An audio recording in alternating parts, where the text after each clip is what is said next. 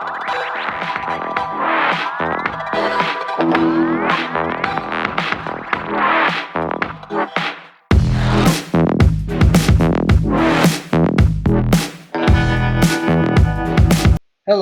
this is Rick from MathX, and today we'll be solving number 29 from the 5th-6th grade Math Kangaroo of 2019. Now, this is a number 29 on a Math Kangaroo test, so it should be one of the more difficult problems on the test. And this problem is not easy by any means, but I can show you today that this problem is not nearly as hard as it first seems. Even though it seems a little unusual because we're dealing with 3D geometry, and that's always a little more difficult than usual. This problem's not too difficult. So without further ado, let's just jump right into this problem. Linus builds a 4x4 cube using 32 white and 32 black 1x1 cubes. He arranges the cubes so that as much of the surface of his large cube is white. What fraction of the surface of his cube is white?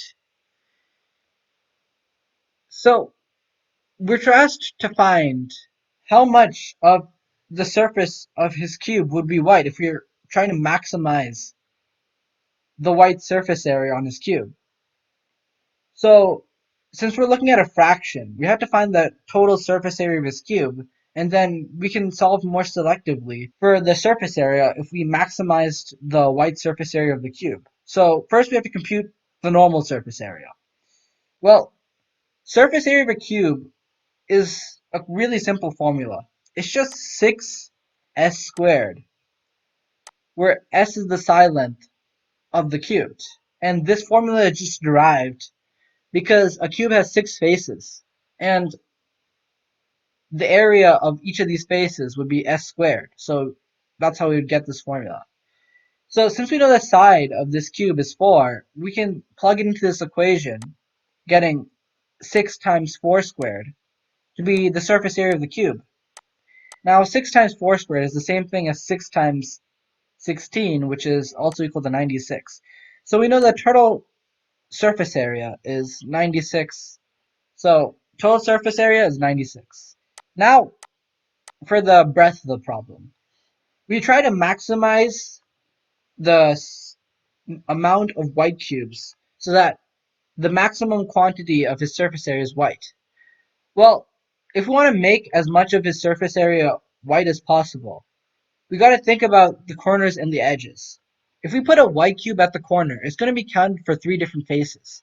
Because if you visualize it, a corner piece has access to 3 different faces. So our first step would be to put as many cubes as we could in each of these corners. Now, there are 8 corners on a cube. So if we put 1 cube at each of these corners, each of these 8 corners, each of these 8 cubes would have access to three different faces. Since each of these 8 cubes has access to 3 different faces, we just need to do 8 times 3 to find out the amount of surface area that the corner cubes are covering. So we do 8 times 3 to get 24. So the 8 corner cubes give us a surface area of 24. Next step is to look at the edges. If you visualize the edges of the cube, you realize that they're just going to be all the squares that connect the corners. So between every 2 corners, there'll be 2 cubes that serve as the edge. And these edges are important because each of these edges has access to 2 different faces.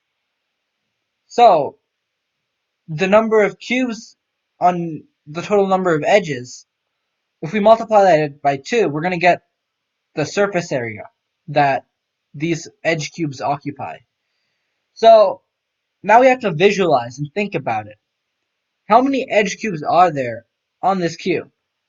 So if we look at one face that may appear something like this, we see that this face has 12 cubes serving as edges. But remember, we already counted several of these as the corner ones. in our corner case. So we just need to find out how many of these cubes exist because we've already counted all the corner ones already. If we look at this face, we see 8. And if we look at the bottom face, we're going to see 8 once again. Now the faces adjacent to each of the top and bottom faces, so the faces that would appear to be on the side, well, they would also have 8, but remember, these cubes will be counted on the other side too. And each of these sides, well, they'd also have like pillars of 2. There'd be one below this corner cube, one below this corner cube, one below this corner cube, and one below this corner cube. And there'd be 4 of these like such pillars, each with a length of 2, giving us 8 cubes once again.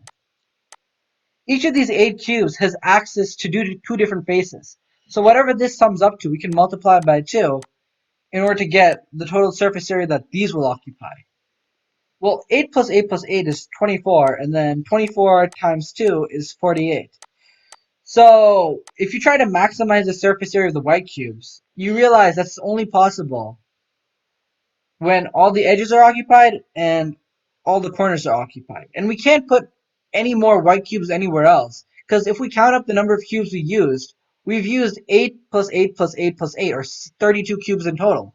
So 24 plus 48, that's the maximum amount of surface area that these 32 white cubes can occupy, as we have no more cubes to put anywhere else. And the cases we've already taken so far maximize the number of faces that each cube is exposed to. So 24 plus 48, which sums up to 72, that's our maximum total surface area. So if you want to find the fraction of the total surface area, we just got to do 72 over 96. However, if you look at an answer key, none of these answers match up with 72 over 96. So we have to simplify this fraction. We see that 24 can be taken out of the numerator and the denominator. If we do that, we're left with 3/4, giving us that as our answer. An answer of D. Now, this problem is not impossible. It's a 29, but that's only because of the 3D geometry. This 3D geometry is quite hard to visualize and even quite hard to diagram because 3D figures are really hard to draw. But in this problem, we took an approach by taking one cross section and then thinking about how we would implement the rest of the shape.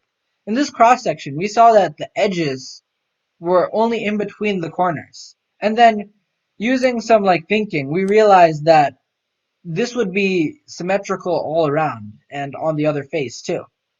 And this allowed us to compute for the number of edges, and since each edge had 2 cubes, the number of cubes on each edge. And along with that, we also visualized the amount of corners. To solve this problem, we just have to keep in track 2 things.